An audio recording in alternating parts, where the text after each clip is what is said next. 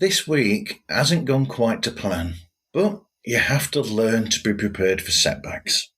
That's the way with podcasting. Take the rough with the smooth. I'm Martin Quibell, known to my friends as Marv, and this is Pods Like Us Chronicles. The second issue of the Pods Like Us newsletter, that I have called Podbites, went live on Tuesday the 2nd of June 2026 through both Substack and Patreon, and it has gained some really good interest. People are reading it and getting some good information from it, I believe. The version on Patreon was a longer version than the one on Substack because, to put it mildly, I waffled on quite a bit, and I just thought it was a bit long of a read on Substack, because my intention for Podbites is that it's something that people can digest within less than 10 minutes, thereabouts. The newsletter actually came out in the morning on Tuesday in British time, so precisely on time, really. John McDermott mentioned to me after I'd let him know about it that it reminded him that he needed to get on with the newsletter that he puts out on a Wednesday, which to me is necessary reading. I find that informative, and I like John's points of view on things and how he looks at different aspects of podcasting. I mentioned to McD that I wrote mine constantly from when I posted the previous one, to be honest. I'm doing the same thing now, in fact, because there is a document on my phone with the information on that will be the Podbites newsletter for the week ahead. For some reason, I just seem to write notes about all sorts of things, and it's the way that I'm wired. If you want to read the newsletter at Substack, then look for Martin Quibell on Substack, and there should be a link in that feed. This was just one of the few things that I have done to try and get my plan moving. The plan where I'm trying to monetize and sort of make a living from Pods Like Us, but even if that is just a living that means that I have to subsidize it with another maybe part-time job, that is the hope or the thing that I'm working towards. At the very least, I'd like to not have to work at all and put everything into using Pods Like Us as a resource for podcasters and creatives to basically be a conduit for them. As I said, this was just one of the few things that I've been trying to do to get the plan moving. And another of those was an overhaul of Patreon. It needed an overhaul, really, because at the moment there's £2 per month charge for it, which I think is sort of underselling myself in a way. But also there are two people on that £2 a month second level as it is for Patreon, because the first level is free, that you get some stuff with, but not very much. For that second level, you get the videos of the podcast, which are available on Tubi, I grant you, but in some cases you get the full conversation without the edits on the Patreon, which I think if you get the before and the after chat in some of these, or the longer chats and, the bits that are taken out, I think it's more interesting in some ways to just feel like you're a part of that conversation, especially when you're watching it, because when you listen to a conversation, it's different to watching the conversation. So I've now got a third level, which is £10 a month. And for that level, there will be more extras on there for those people, which includes a course or tutorials on certain aspects of podcasting, which I've yet to record. I've got to write those yet. But, yep, so that's something that people can look forward to. And it's something that I am pushing on with for what will be the next level up for Pods Like Us. Before going to sleep on the Tuesday night, I had the entire structure for my chat with Alberto Batella of RSS.com off by heart. I'd remembered it. The idea that I could hopefully record the show without having to check notes, except for, of course, when I read out the listeners' questions, of which there are 5. As it was, I woke up early again on the Wednesday morning, Wednesday the 3rd, at 5:30 in the morning. And a little before 8:30, I received a message from Alberto to say that his daughter was ill and that he could still do the call by using his phone, but not with video. He also apologised that obviously the audio wouldn't be brilliant because of him using a phone and having earbuds in. So there's not a mic on them either. So it's not a hands-free earpiece. It's a set of headphones using the phone's own microphone. I immediately thought that if we did go ahead, then either Alberto's mind would be on reacting to his daughter's needs, which is understandable, but at the same time, we were limited to this specific 30-minute slot of recording, which I don't normally record that way for a full conversational piece. So that was why I was trying to make sure that I was prepared so that I could just go into it with the idea that because of that time slot that was specific, we're going to just do the rundown of the structure, and where I would normally automatically go into tangents on things that I notice that the guest says, instead of that, the tangents would be created by the listener questions. That would create something different to be in there that is unexpected, in a way, of the guest at least. But also me, because I don't know how he's going to respond. So I immediately thought that he'd be responding to his daughter, but also, if his mind was on the discussion between the two of us, I didn't want that to get in the way of him responding quickly to his daughter's needs. Neither of those seemed great to me, and I really didn't want to be a hindrance in this situation. The video aspect to it, to be honest, it's not a big deal for me, because I would have just released the video on Tubi, but I'd use stills and some footage to make up for the lack of video in the recording. To pull away the curtain, I've actually done that before, where I've noticed that there are issues with signal, so we've switched off the video so that the audio is there. I need to at least hear them, even though I use a service that does local recording and we get perfect video and audio. I need to be able to hear the guest, and the guest also needs to be able to hear me as best they can. Talking about Tubi, I've never seen Pods Like Us show up on there when I've logged on there with my smart TV. But like I said, I'm not really bothered about that in a sense. To me, audio is first. Or, as it says in this script that I've written myself, raise the finger at the air while you say, audio comes first. As it was, we just postponed it to the same day at the same time next week. Simple, and it's easy to remember because it's the same. There is a lesson in there for all podcasters, I think. Don't get disenchanted when a guest suddenly becomes unavailable or something else happens that you could not have foreseen. It is usually very easy to get around this. Also, if you purposely make sure that you've got things in the can, so to speak, already, and this was going to be a few episodes in the future, in a way, then there's less need to worry.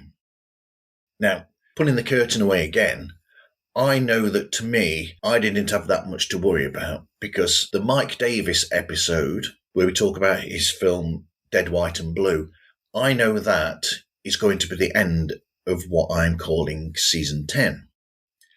And for the long-form regular episodes of Pods Like Us, the usual thing that we do, which is chat-based, that's going to have a bit of a time off between them. And you will get more of these Chronicles episodes in that time. But to be honest, that's easy for me to say because I've been doing this for nearly 6 years, and it's all just something that you learn with the experience of time and of doing it. You get used to these things, and they're tips and tricks that you learn from other podcasters and you add to your arsenal, which is one of those things, to take it back to an earlier section of Chronicles, is one of those things that's going to be mentioned in one of the elements of the coursework that you would get with the 3rd level Patreon subscription.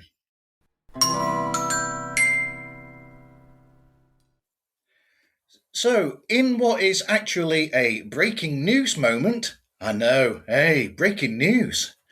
I was literally taking a break between recording the first two segments of this episode and my talk with Tobiloba when I read on a LinkedIn post from the lovely Andreea Coscai that Eurowaves has now got a dedicated website. So I thought, well, I think Eurowaves is an incredible resource, and I was really interested in finding out about this and letting people know about it. So I thought I'd speak to Andreea. Hey, Andreea, thanks for speaking today. Thank you so much for having me. I really appreciate it. And I'm very glad I made the post today as you were taking a break between recordings. I know. It's strange how that happens, isn't it? So up until now, it's been based on Substack. Right. And now you've got your own dedicated server. So you're still going to post things on your Substack account that are to do with Eurowaves, but this is an easier to find way for people, for the majority, really. And you can actually put more on there as well than you can on the Substack. Exactly. Yes. It's a centralized place for everything Eurowaves, right? The Substack is a great platform to be sharing issues, to archive articles, to even separate. I have a page on Eurowaves for top podcasting events. So I'm trying to leverage the tools as much as possible, but I think having this one centralized place where you can figure out how to get featured, you can figure out advertising, you can figure out who the partners are, and getting in touch more directly than just through Substack is a great place to put everything together. Another interesting aspect of it is that it's going to be the place where I also make updates about in-person meetups, which Brilliant. is a new feature of Eurowaves, as inspired by the meetup at the podcast show this year and last year, which just went splendid. So Julian and I, because Julian, my co-founder at Podvision, is also part of strategizing for Eurowaves, and we're thinking about how to develop it more. And we were inspired to keep these meetups going. So the next one is going to be in Madrid in July. And apart from the announcements in the newsletter issues themselves, now you'll be able to track it on the homepage as well. And it's eurowaves.eu. Good domain. That's fantastic. The meetup, because to pull the curtain away, I was there for the podcast show's Eurowaves meetup this year at I said, that was at the castle in Islington, and that was fantastic. And they serve a very nice Jack Daniels and Coke. And it was fun. So if it's anything like that or even better, then you're all in for a joyful evening together. Yeah. Absolutely. No, I mean, it was great to have you there. It was great to, have friends of the newsletter and Eurowaves readers come together. It's very important to have that in-person contact. So, I mean, if we're traveling to different places in Europe and we're able to dedicate an afternoon, an evening to just gathering the community there, because of course, on the one hand, it will be the local network. So in this case, the Spanish podcasting industry. But I assume and I hope there will be plenty of participants who are, maybe they're expats or they're immigrants in Spain and they work in podcasting, and, they will all come together. So I'm thrilled for that.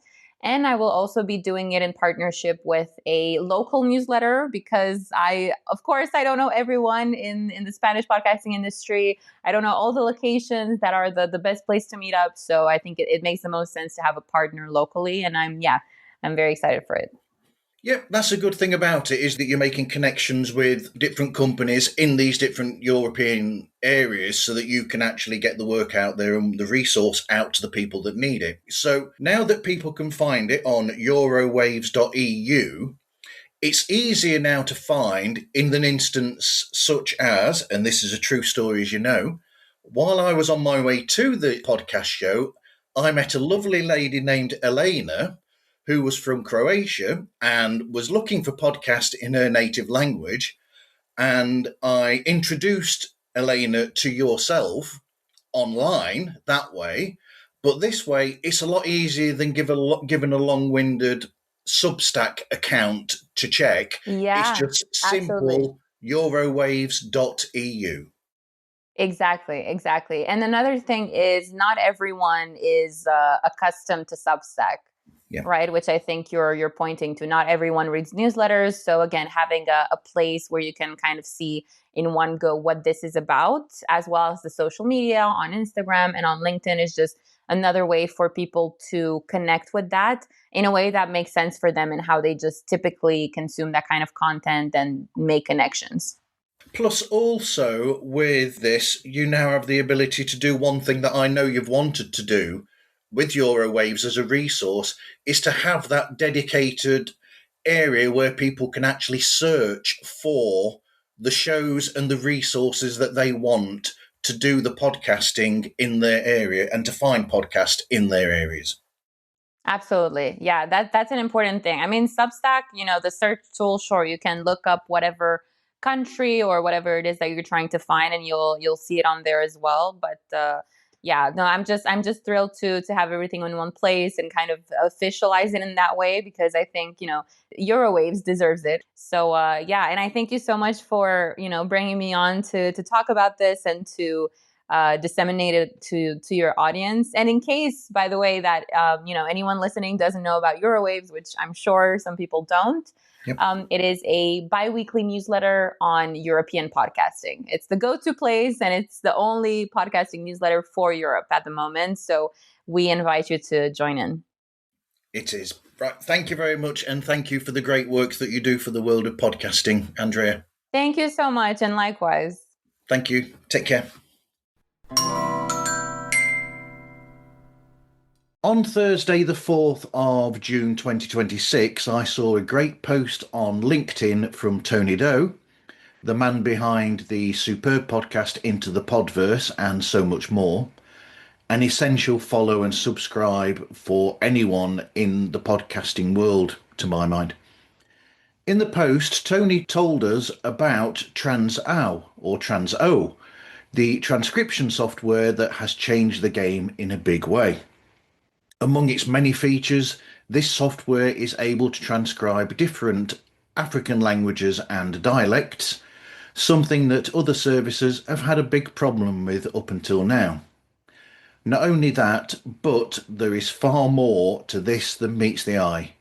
So intrigued was I by this technological breakthrough that I just had to find out everything that I could, and that is why I am joined now by its developer, Tobiloba Suliamon, to find out what I can. Hi Toby, and thanks for speaking with me today. Hi, Martin. It's nice to meet you. I'm doing great today. Thank you. That's good to know. So, yes, it's been really difficult for transcription software. I mean, all of us as podcasters and creators have an issue with transcription anyway, but a lot of languages, such as a lot of African dialects and languages in themselves, because you've got Nigerian, you've got different in Kenya and all of these different areas of the African continent that have got these different languages and they've got sort of different idiosyncrasies to them. So how did you approach this issue, and what made you go into the world of looking at transcription in the first place? All right, Martin. Thanks for that question. In my opinion, that's a great question because that's the real reason why I created the app in the first place. So I am a software developer. Okay. That's what I do. I solve problems with software when I can. So as a software developer, I do some other things on the side. Like I am also a student and I study online. So sometimes we record lectures and I transcribe them. So most of my lectures they are mostly said in English. So I really didn't notice transcribing other languages Yeah. like our languages like Yoruba, Hausa, and Igbo as a problem. And I used all those other tools comfortably. So something came up in my church. I go to church and I am a believer. So something came up in my church and I had to transcribe the sermon as the teaching they taught us at church. So they recorded it for us and I had to like go back on it and answer some questions they gave us to us as an assignment in church. So I had to transcribe it to work better with it. And when I use those tools, I used to transcribe English recordings. It gave me garbled results. So I won't mention their name exactly, but when I gave them the audio to transcribe for me, it brought out a different thing entirely. So what it did was that it gave me, it gave me the smoothing out transcription. That is, wherever the engine head, the teacher says something like Yoruba, Yeah. that's another language, or Pidgin, something that sounds like English, it will smoothen it into the closest English it sounds like, not what it actually means. Yeah. And when we speak other languages, it just gives it out as gibberish. I don't know if you understand what I'm saying. You understand what I'm saying? Yes. All right. So I saw that as a big problem that, and I saw that most people will have these issues, especially people like journalists in my country, podcasters, people that people that host meetings, some interviews, and many other areas like Nigerian lecturers and stuff.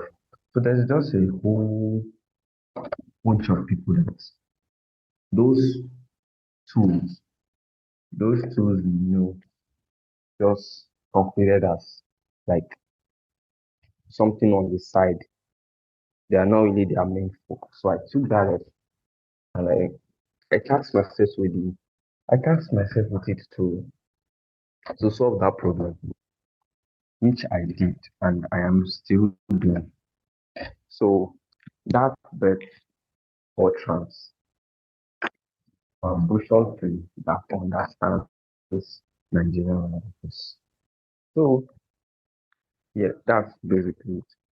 But I mean, it's useful in a lot of ways as well because, as you know, I've spoken with Tony quite often about podcasting in the African continent quite a few times, and transcription for podcasters in Africa up until now in all of these different, in Pidgin, in all of these different languages, has been really difficult for them to get past when they have to put up their shows. So now, and I'll just point out to people that there is a huge podcasting network in the continent of Africa, and this helps them a lot. Yes, I think it does. I think it will help them. So do I. One other aspect to it that I do like is also the fact that it targets automatically different speakers as well. And then when it gives the transcription back, it will point out which one of the people talking it is that is actually saying these things as well, which is also really helpful. Yes, it is. So before I built anything at all, I actually researched on all the current tools people mostly use. Yeah. So I did not just build out of discretion, and I did proper research and went deep into the modes I could also provide aside Yeah. different languages. Then I found out that it is one of the features that people will find mostly useful because they don't just want to hear that someone said this. They want to like diarize because that's what they call it. They want to diarize to see who said this and who said this. So our engine knows that and it specifies it for them. Yes, and I think that people will find that very useful. So do I. I think that's really useful. So, are there any other aspects to it that you are looking forward to developing in the future for it? Is it a software that is constantly being worked on to become more than it is? Yes, I wouldn't want to share more than I should right now, but I want people to expect a lot from me in the coming days. So I have big plans for this application, Yeah. and I see it as something that I want to make a company out of because I see a huge market opportunity and it's something I want to venture into. So people should should expect things like mobile application, because for now it's just a web application. You should expect it on App Store and Play Store. We should expect it as a browser extension so they can record meetings on the side. People should expect me building the infrastructure for them to invite AuTrans into their meetings to take notes and stuff. So yes. Yes. Well, that is good to know, because to me personally, what I've seen so far of what you've developed, I think it is a serious contender when you look at transcription software that's already available. You look at Google Translate and all these other types of translation, and this is, to my mind, by far going beyond where they have gone, and it's expanded the world of transcription in a big way. Yes, I agree. Anyway, thank you, Toby, for speaking with me today, and I'm sure that people will have got a lot out of this discussion. I appreciate it. Thank you so much. I really appreciate it. Okay, and thank you very much.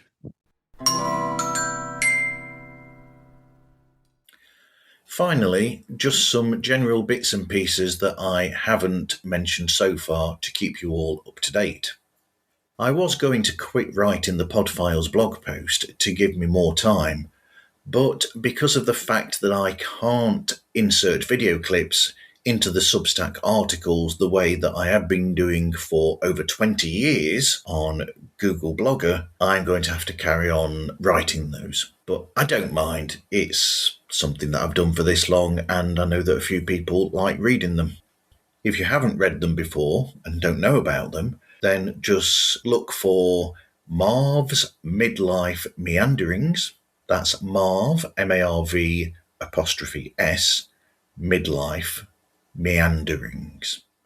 There are almost 1,700 posts on there, which incidentally was a follow-up to the previous blogging series I had when I was obviously younger, and that was called The Ramblings of a 40-something. Incidentally, I also had a failed attempt to do another blog series where I was working my way song by song through the solo catalogues of all of the Beatles in chronological order, but I gave that up because, quite frankly, there's a lot there and you need time to do that. If I'd have picked one solo Beatle, that might have been easier. During the week, I have enjoyed a plethora of different shows since the previous episode of Chronicles went out, and I booked a few episode recordings for the coming week ahead. So with all of that, I wish all of you podders, because that's a name that I seem to have given you all, and I hope that you are okay with that. I wish all of you podders the best. Please follow, rate and review the show wherever you are listening to it. Any rating is good, and if there is any feedback, positive or negative, then please let me know. We learn from all feedback, and it's a good thing either way. Pods Like Us is available everywhere that you can find podcast, and we can be contacted through podslikeus@gmail.com. Thank you for listening, and hope you listen again to another episode of Pods Like Us.